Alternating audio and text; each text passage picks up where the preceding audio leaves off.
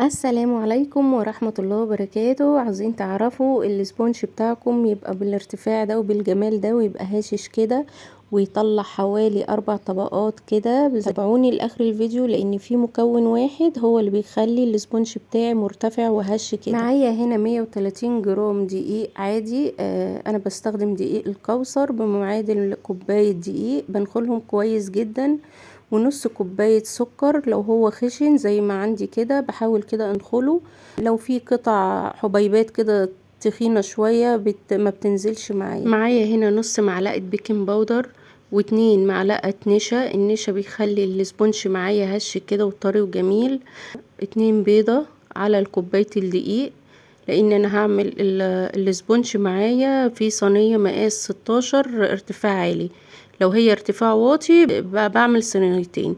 طبعا طالما في بيض يبقى بحط في 2 ظرف فانيليا ونص معلقة صغيرة من الخل ونص كوباية مية، وكل المكونات عندي بتكون ساقعة جدا. واهم بقى شيء اللي هو بيخلي السبونج عالي ومرتفع جدا، معايا هنا معلقة محسن جل. محسن جل مهم جدا عشان يعمل لي سبونج. بجيبه منين؟ من بتوع مستلزمات الحلويات، بيتباع في اكياس كده بتبقى صغيرة، مقدار كده صغير بيتجاب تاخدي منه معلقة زي ما انتوا شايفين على المقدار كده.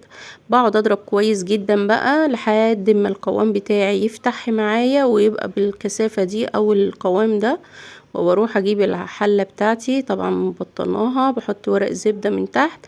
بس اهم حاجه قبل ما احط السبونج في الحله بقلب كويس جدا، عشان ممكن يبقى فيه دقيق راكن تحت كده ولا حاجه، فبخلطهم كله في بعض. القوام بتاعي جميل جدا والمقدار بتاعي حلو قوي قوي على الحله مقاس 16، وممكن تنفع على مقاس 18، بس انا بخليها تبقى على مقاس 16. يعني الارتفاع الحلة عندي 10 سنتي، ارتفاعها حلو جدا. بقلب كده كويس جدا وبساوي الخليط بتاعي. واهم حاجة بقى قبل ما ادخلها الفرن بجيب خلة. الخلة دي بروح او عصاية شيش طاووق وامشيها كده زجزاج كده، بفرغ منها الفراغات الهواء عشان ما تعملش حبيبات كده من بره من جوه. بدخل الفرن على درجة حرارة 180 من 40 ل 45 دقيقة.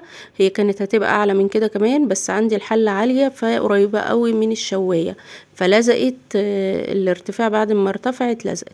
ببيتها ليلة كاملة غطي عليها وكده بره. وبعد كده تاني يوم بمسك بقى سكينة كده وبروح فكاها من الحلة، عشان اكيد هتبقى لازقة في الحلة. وبجيب الكيكة بيقطعها معايا زي ما انت عاوزة. ممكن تتقطع على 4 ديسكات او 3 ديسكات زي ما انت عاوزة. بصوا الارتفاع معايا هش وجميل وارتفاع معقول يعني حلو ما شاء الله، جميل جدا. بجيب المنشار بتاعي. المنشار ده مخصص لتقطيع الاسبونشات، ممكن بسكينة مشرشرة. بصوا جميلة جدا طرية. وبصوا بقى انا بقطعها على ارتفاع من المنشار ارتفاع 8. لو انت ممكن تعمليها ارتفاع 9 بتديكي 3 طبقات. ده ارتفاع 9. لو انت هتعمليها على 8 هتديكي 3 طبقات. لو هترتفع 9 هتديكي 4 طبقات. بصوا 4 طبقات معقولين جدا. وبشيل بقى معايا الطبقة الملزقة اللي من فوق دي وبسوي السبونج من فوق. ولو عجبكم الفيديو ما تنسوش تعملوا لي لايك واشتراك للقناة.